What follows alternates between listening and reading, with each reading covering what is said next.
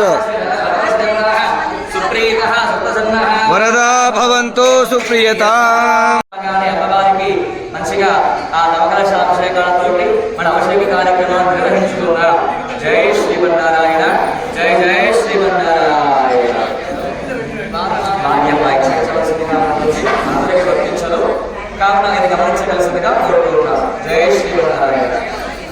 అట్లాగే మనం మొత్తం కూడా పుణ్యహావాసం ద్వారా శుచిగా శుభ్రతగా అయిపోయి స్వామి యొక్క కైంకర్యాన్ని మనము ఇక్కడ వెయిట్ చేస్తూ ఉన్నాం.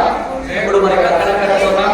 కంకణం కట్టుకుని దీక్షా స్వీకరణ చేసుకుని మనం నవకలశాభిషేకానికి యోగ్యులనే ఉండి ఇక్కడ నవకలశాలను ఏర్పాటు చేసుకోవడం. దాంట్లో పాలు, పెరుగు, తేనె, పంచామృతాలు, పండ్ల రసాలు అలా విధంగా ఏర్పాటు చేసుకొని మధ్య కలశంలో తీర్థ కలశం మాత్రమే చేసి ఒక్కొక్క కలశంలో ఒక్కొక్క స్వామిని అక్కడ ఆహ్వానం చేసుకుని వారిలో అర్ఘ్యపాద్యాచమనీయ స్నాన వస్త్ర గంధ పుష్ప ధూపదీపోత్తరీయమరణ్యంలో అర్పణ చేశాం. నవకలశాలకి ఇక్కడ కైంకర్యం మొత్తం పూర్తయింది. ఇప్పుడు అక్కడ అమ్మవారి దగ్గర స్నానాసనం అంటే అమ్మకి ఇక్కడ నీరాటోత్సవాలు చేస్తున్నామని చెప్తూ అమ్మవారి దగ్గర